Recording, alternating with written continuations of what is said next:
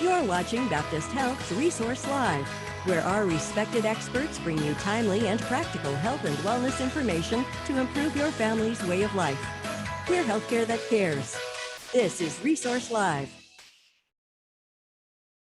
You're watching Baptist. Few weeks, there's been a sharp increase in new COVID-19 infections and hospitalizations. One of the states with the highest positive rate is Florida, with nearly 20% of new COVID cases being in the Sunshine State, according to the Centers for Disease Control and Prevention. That's 1 out of 5 cases in the nation. That's a 200% increase in positive COVID cases in Florida over the last 2 weeks. Hi, everyone. I'm Dr. Jonathan Fialkow, Chief Population Health Officer for Baptist Health South Florida, coming to you live from the Baptist Health newsroom. While hospital beds are filling up once again, there is a decrease in vaccination rates, with only 49% of Americans having chosen to get the shots. We have with us today 3 experts from the Baptist Health family to talk about this new spike in COVID-19 cases and how it's affecting the healthcare system. I'd like to welcome Dr. Zulma Berrios, Chief Medical Officer at West Kendall Baptist Hospital. Welcome, Zulma. Hi. Dr. Yvonne Johnson, Chief Medical Officer at South Miami Hospital. Thanks for being here, Yvonne. Thanks for having me, Jonathan. And Dr. Samar Fahmy, Chief Medical Officer at Boca Raton Regional Hospital. My apologies. Great to have you with us, Sam. Thank you very much. Thanks to all of you for being here. It's a pleasure to have you with us today. Before we dive into today's subject, I want to remind our viewers to send your questions and comments throughout the segment. We're here for you and happy to answer any questions you may have. Folks, let's dive into this important topic. Who would have thought we would have been here after all the various meetings and education vehicles we've had over the last year plus, but nonetheless, here we are. Yvonne, with the cases increasing in the areas, what are you actually seeing in the hospitals, and what can you report from your hospital and the other hospitals? Jonathan, we are seeing a tremendous increase in the number of patients being hospitalized for COVID-19. And it's really very unfortunate. 3 weeks ago, across the system, we probably had around 130, less than 130 patients across 10 hospitals. Today, I'm sorry to report that we have well over 530 patients who are suffering from COVID infections, and many of them a significant rise in our ICUs. So we're seeing patients not only coming into the hospital, but also requiring very significant medical services and having very critical experiences. What do you see as driving this increase? It's obviously multifactorial, but what are the main drivers that you see of leading to these drastic increase in numbers of hospitalized patients with COVID-19? Well, I think one of the biggest things is the fact that we have not gotten a significant number of patients vaccinated as we need to. So we've not reached that critical level, that what we call herd immunity, where we have protected all of those people who couldn't get vaccinated. And I think also driving that is the fact that we have relaxed some of those mitigating strategies like masking. And while the CDC said it was okay for people who were vaccinated to unmask, I think if you look out and about in our community, you will find that there's a lot of people who are not wearing a mask. And if you consider the proportion of people who we know have been vaccinated, clearly there are people who are unvaccinated who are not protecting themselves with a mask. So a circumstance where good science and certainly good thought can enable bad behavior, and this is one of the results of that. Zulma, from the hospital where you're a leader, as well as you connect with all the other CMOs around the hospitals, including those on this panel, what are the trends we're seeing in the hospitalized patient population? Lots of vaccinated, lots of unvaccinated. Is there a mix? And can you also compare it to maybe previous waves, if there's any trends that you could see are different?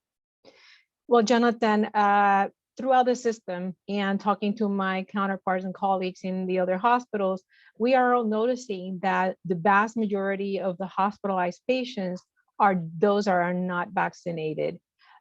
Yes, it's true that there's a small fraction of patients that have been fully vaccinated that have been diagnosed with COVID, that they are hospitalized. They may be hospitalized for situations are completely unrelated to COVID symptoms, or they may be having COVID symptoms, but generally are less intense and then less need for critical services, like Dr. Johnson mentioned at this point. So I have to reiterate, most of the admissions that we are experiencing are in patients that have not completed their vaccination. So again, from your perspective, your leadership role, echoing what Dr. Johnson said, what Yvonne said, the unvaccinated component of our community is what is driving this surge of hospitalizations. Absolutely. Sam, and compared to the previous, just the second part of your question was compared to previous experiences. If we go back to the July of 2020 surge, what helped us at that moment, we still didn't have the vaccine. So what helped us at that moment were those mitigation strategies of physical distancing and wearing a mask. Come back, and then in December that we had another surge, then additional to the use of masks, then we had the vaccination. At this point is again going back to those same strategies that helped us before, the social distancing, masking, and now the potent tool of getting vaccinated.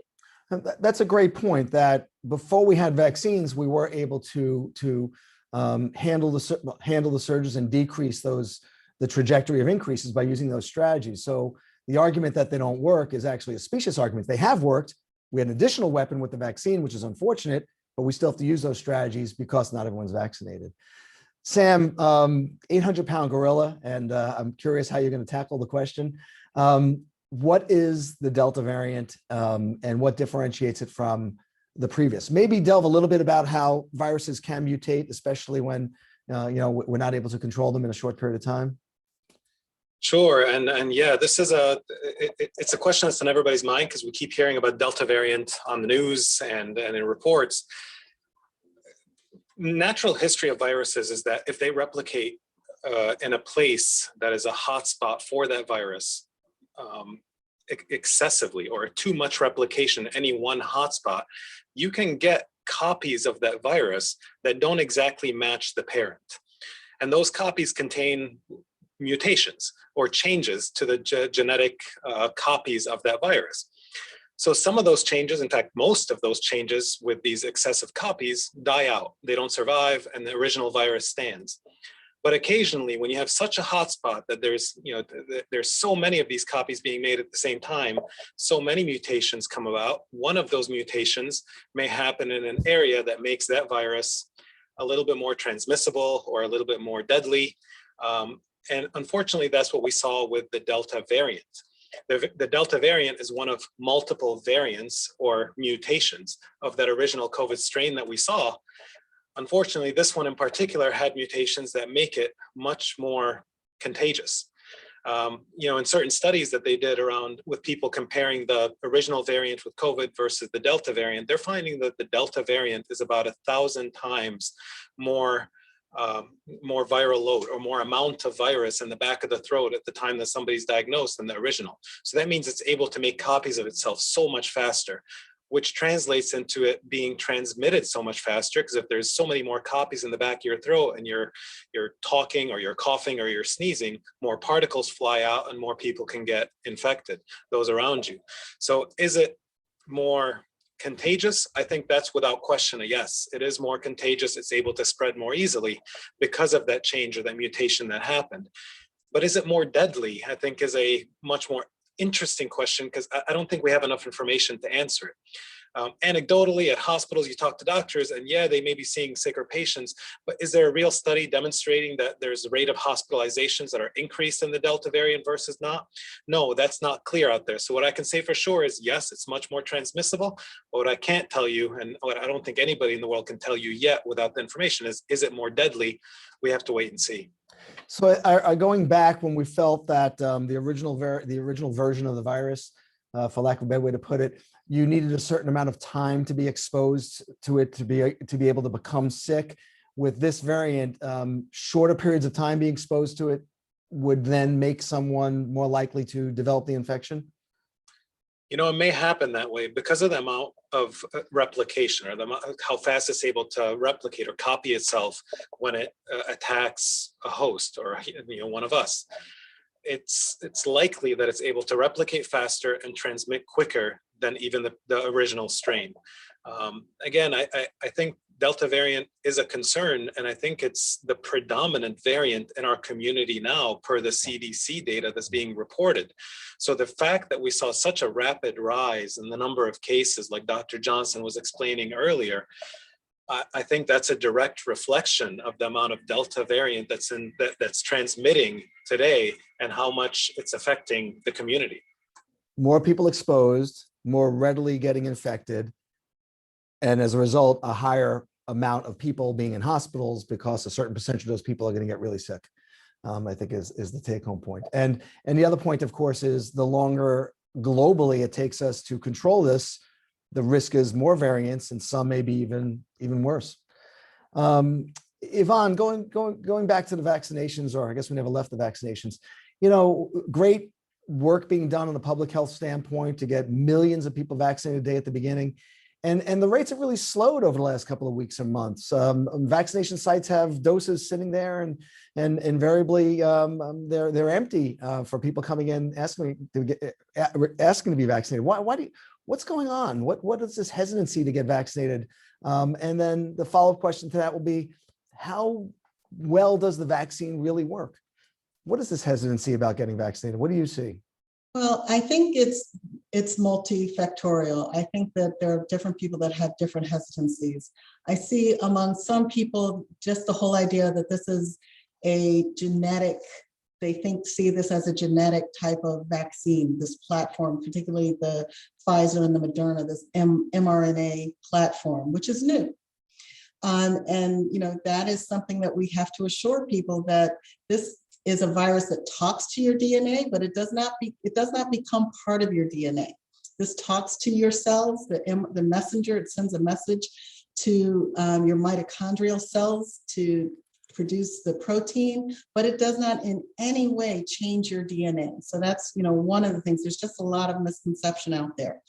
One of the other things that has driven hesitancy is a mistrust of the medical system among certain groups. And I can speak about African Americans who a lot of times point to the Tuskegee experiment, where there were African Americans who were either not treated for or even given syphilis and denied the appropriate treatment. And what I try to tell people is, when you deny yourself this vaccine, you're actually doing the exact same thing that was done speciously in that experiment. That was a tragic experiment, experimenting on people without their consent or their knowledge, and B, it was totally unethical to withhold appropriate treatment from people for a particular disease. So it really hurts my heart when I hear people using that rationale, that mistrust, to withhold from themselves or their family members the appropriate treatment for this virus. And, I think the other hesitancy is just that it's relatively new, and people say, well, I don't know what the long-term side effects are. And what I try to remind people is, you don't know what the long-term side effects are of having COVID either. And so, as you weigh getting the vaccine versus getting the disease, you have to consider that. And I also think the fact that when this first started, it really didn't affect young people that dramatically for the most part. And so they have gotten very comfortable, like, hey, I'll just take my chances with it. But I have to tell you, we have a significant number of people now who are under 30 in our hospitals suffering from COVID. And so, as Dr. Fahmy described, this virus has been mutating, and its effects have been mutating as well. So it really is affecting younger people in ways that it didn't before. It is effective. We know that it's been, in the studies, it was 95% effective if we're talking about the mRNA vaccines, and over 70% effective if we're talking about the Johnson & Johnson vaccine. And if you look at our numbers in the hospital, as Dr. Berrios mentioned, there are small breakthrough infections for people who were vaccinated. That's that 5%. That's that number of people. But for 95% of the people who get the vaccine, they're going to be protected from significant disease, and they're not going to need to be hospitalized. And again, I appreciate that articulate and well thought through response. Multifactorial, we have to be sensitive to one's personal preferences, cultural imperatives and whatnot. It's always fascinating to me how people assess risks and benefits poorly, afraid of things that are unlikely, and will make decisions about their life and what they do to avoid something that's very unlikely and ignore things that are much more likely. But I guess we wouldn't be human beings if we had answers, solutions to all those types of questions. Sam, to follow up on what Yvonne brought up, the goal of the vaccine, or let me phrase that, the promise of the vaccine is not to guarantee that a vaccinated individual won't get COVID. So if in fact one can still get COVID after the vaccine, why should people still get vaccinated? What is the benefit of the vaccine from public health and to the individual? So when you're looking at vaccinations, and not just COVID vaccine, but any vaccine, it's typically not 100% protective against the virus that you're going to get. I mean, we've been accustomed to getting yearly flu shots and giving yearly flu shots when we know that it has a certain failure rate. But even if you do get that infection, whether it's the flu or COVID in this case, you don't get it as bad and it's not as severe. And the chances of you ending up in an ICU or in a hospital is much, much less if you get vaccinated and still get that infection than if you're unvaccinated. So there is no doubt the benefits go well beyond just protecting you against catching that infection. Even if you catch that infection, if you're in that unfortunate 5% or higher in some other vaccines, you're still protected against hospitalization and death. That's different than the protection it would give you initially from getting the infection to start. So multiple layers of protection. There is no doubt that what we're seeing on the ground in our hospitals is that the unvaccinated folks that are getting COVID are suffering. They are suffering much, much more than the vaccinated people who get COVID and break through that vaccine. So, just in addition to what Dr. Johnson said about why some people are hesitant about this vaccine, a lot of what I get is this is experimental. It's an experimental vaccine, and I don't want to put an experimental treatment in my body. But I'll tell you from what I'm seeing at the hospital, the minute somebody gets COVID and I offer them some of the experimental treatments that are under emergency use authorization now, like a remdesivir or Regeneron that President Trump took when he got ill, nobody's objecting to that. It seems like there is this change as soon as you feel the symptoms, as soon as you feel the danger of I can't breathe, that you no longer care about that as much anymore and you just want to be treated. What I'm telling people out there now is don't wait until you get to that point. It's much safer to get the vaccine up front and to avoid having to go to get COVID and end up in the hospital or end up with an experimental treatment at that point.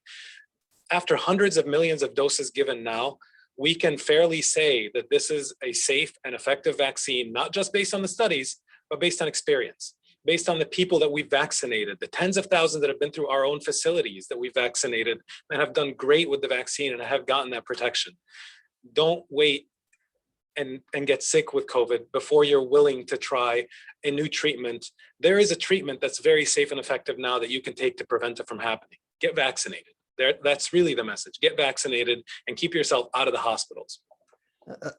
Again, we walk around shaking our head. People smoke. People go to stores and take reams of supplements of no value and perhaps potential safety issues. Processed foods. Look at the ingredients in some of the foods we eat, and that's not a problem. But something as important as this becomes it's experimental. Again, well said. Zulma, let's switch gears again a little bit to a different population, which is that of children, and we could talk about 12 and above, adolescents, and maybe even in younger in terms of separating them out. People are hesitant to have their children vaccinated. What are the recommendations? What's the age cutoffs? What do we know about the safety? And then maybe we could touch on, which again is still something that's in flux. Do you think the kids will go back to school wearing masks even if they're vaccinated? So the hesitancy in parents making decisions for their children is pretty similar to what Dr. Johnson mentioned about the adults making decisions for themselves. There's approvals for use in pediatric population for the vaccine. This vaccine has been very well studied, and there is a lot of rigorous research that was done before the FDA gave the emergency use authorization for the pediatric population. So the recommendation is the same as for the adults. It's safe and effective to those patients.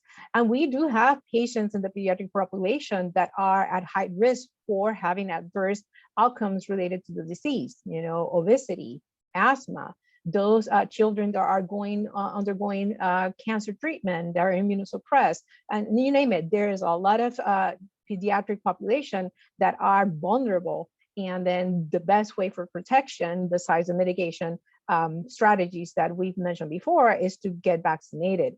Also, for a young, normal, healthy pediatric patient that gets infected, there is a risk of having what's called multisystem inflammatory syndrome. It's a serious disease that may have some sequela for children that we still don't know what is going to be the long-term sequela for those children, because the story is still being written day by day. Every day we're getting more evidence, we are accumulating more knowledge to be able to augment our knowledge and use it for what we are telling the parents in the vaccination. In regards to the return to school and the use of masks, if there are so many children that are still not eligible because of the age cutoff for the vaccines that are approved, they are unvaccinated, and the CDC still say that for them, they should be using a mask. We are, all of us in the call, we are anxiously waiting for a communique that is going to come out later today from the CDC related to what are their new and updated recommendations to the use of masks for vaccinated and unvaccinated patients. So it's going to be, they're unvaccinated if they're older than 2, and they're going to be indoors with all their kids. The best thing to do to protect those children that cannot get the vaccine is to be using a mask. Again, all of you guys, so appreciative for your sharing your expertise and passion for protecting us against COVID and encouraging those to get vaccinated. Let's take a few questions if you guys are good with that. I'll send this to Sam. Are masks effective against the Delta variant?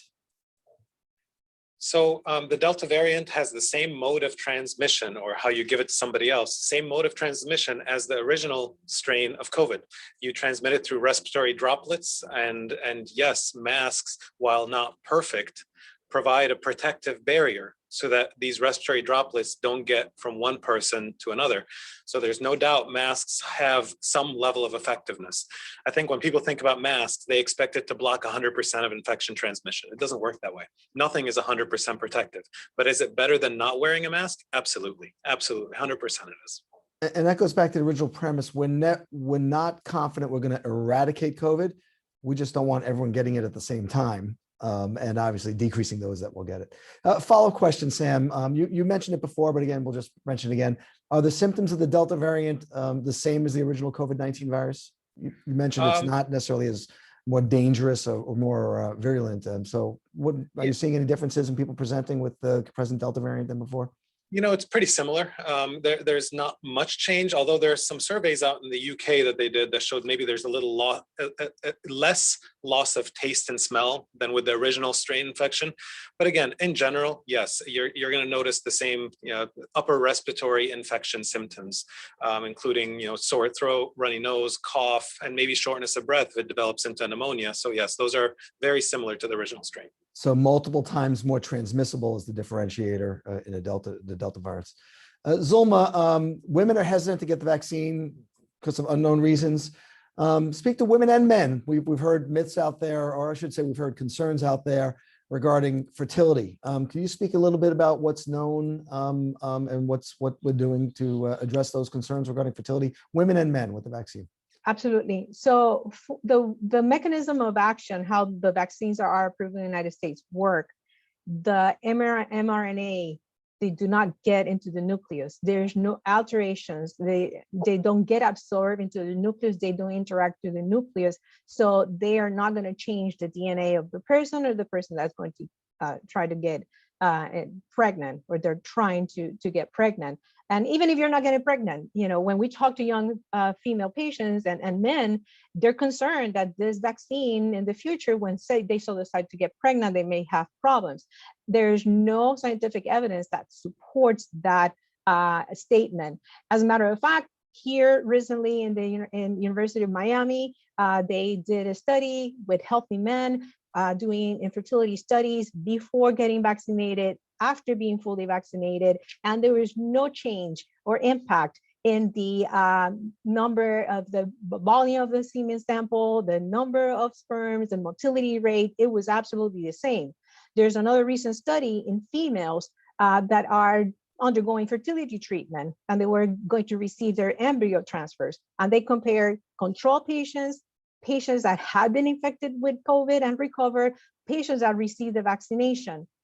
There is no difference between any of the groups in the rate of getting pregnant and the rate of progression of those pregnancies. We still don't know live births because this is very recent. So those babies have not been born yet, but there's no proven difference between the groups. So these two studies are just example of all the evidence that we're seeking to support and myth bust the notion that these vaccines can cause infertility. They don't. And to that point, I mean, hundreds of millions of people now have received these vaccines, and we're looking at everything. The scientific community is not ignoring findings. We're determining what really is related, and we've gone through waves of seeing things, and then we find out, no, they're not really vaccine related. And again, this is being looked at and not seeing any evidence of it in men or women. I'm going to go back to Sam for a quick question, but then I'm going to let Yvonne wrap it up with a big one. So stay tuned, Yvonne. Sam, if someone has had COVID and vaccinated, do they still stand a chance of getting COVID again? So the question, I guess, is what protections are we seeing by having had COVID? And is it still conceivable that someone could still wind up getting the Delta variant? So let me take that in parts. If you've had COVID before, that means you have natural immunity against the virus. That does offer you some level of protection from getting that virus again. Now, because COVID is so different in everybody, some people get it and don't have symptoms at all, and some people get it and are deathly ill. We think that the immune response, if you were sicker with COVID, should be greater and should be more protective than if you had a very mild or asymptomatic case. So could there be natural immunity? Yes. But the short answer is we can't trust it because we don't know how much immunity you really have from that natural infection. It's important that if you've had an infection before, that you still get vaccinated, because we know for sure what the immune system response is like for vaccines, much more than we do then for a natural infection.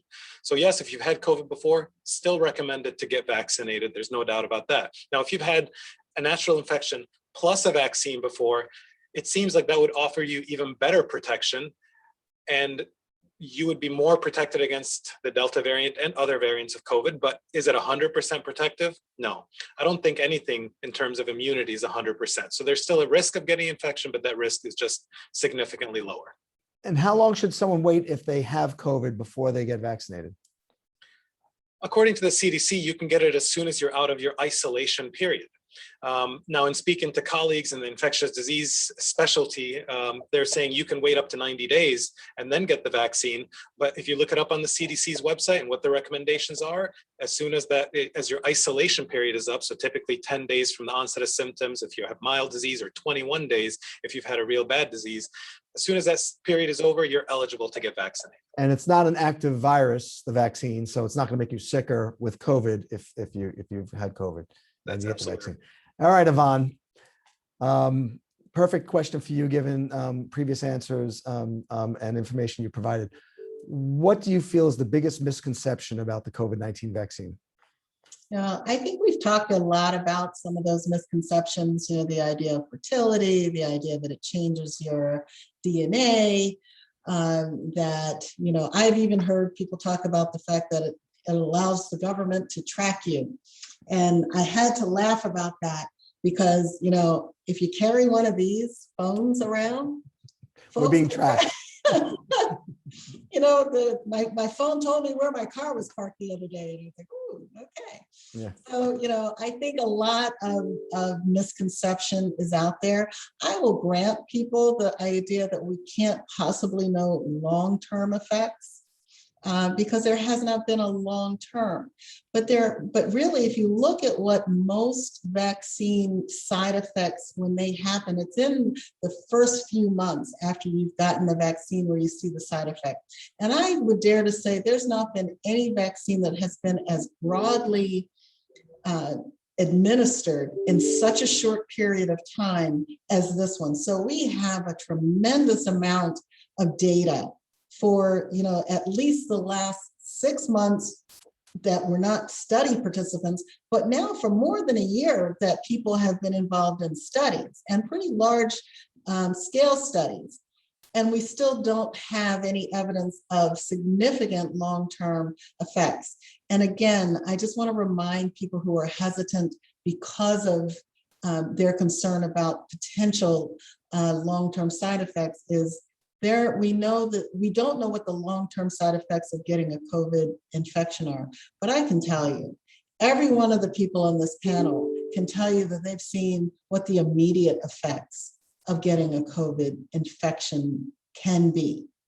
And, it can range to the point where people cannot breathe, where they have to be put on a machine to breathe for them, or where they don't ever make it out of the hospital. Yeah. And that is just so tragic. It was tragic a year ago, but now for us, it is a real tragedy because every one of those deaths we know is preventable because they're the unvaccinated who are dying from this disease. It's been a great conversation, guys. You guys continue to dazzle me with your ability to articulate complex and sometimes scary thoughts in a reassuring and cohesive way. As we wrap up, final question to all three of you. What's your message to the community amidst this rise in cases and hospitalizations at our hospitals? I'll start with Zulma.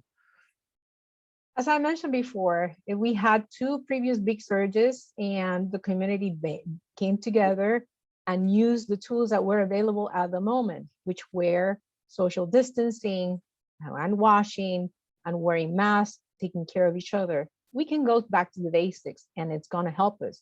On top of the basics, now we have a powerful tool that can prevent pain and suffering, which is the vaccine. So our call to our community is, again, social distance, mask up, get vaccinated. Prevent pain and suffering. Yvonne? Yeah, I agree with Zulma. It is our community that really does control this virus.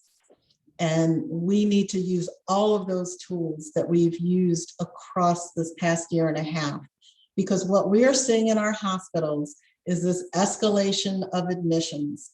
And it's getting to the point in many of our facilities where it's impacting our ability to take care of people with other than COVID infections. We had to postpone a lot of surgeries last year, and we saw where things like cancer had worse outcomes because there were delays.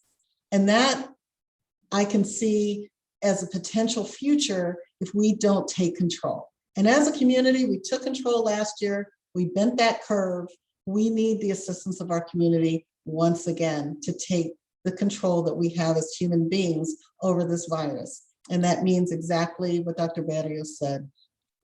Social distance, wear a mask, get vaccinated,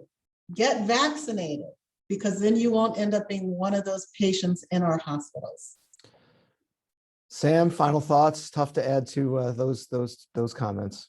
Yeah, no, tough to add to those comments, but really the message is, get the shot, get vaccinated, not just for you to protect yourself, but to protect your family, protect your loved ones, protect your community, and really as a public health measure for the country. We are going to continue seeing surges like this unless we get vaccinations in a large number of people. And we all need to do our part to contribute to that. So the message is, even if you're thinking I'm low risk and I don't need it, it's not just for you. It's for those that you love and those around you and your community as a whole. We need come together and make this something that's important for us all to do, is just get the shot, get vaccinated. We're all kind of concerned, not kind of, we're all very concerned regarding the trajectory, seeing what we're seeing at the hospitals, looking at the numbers.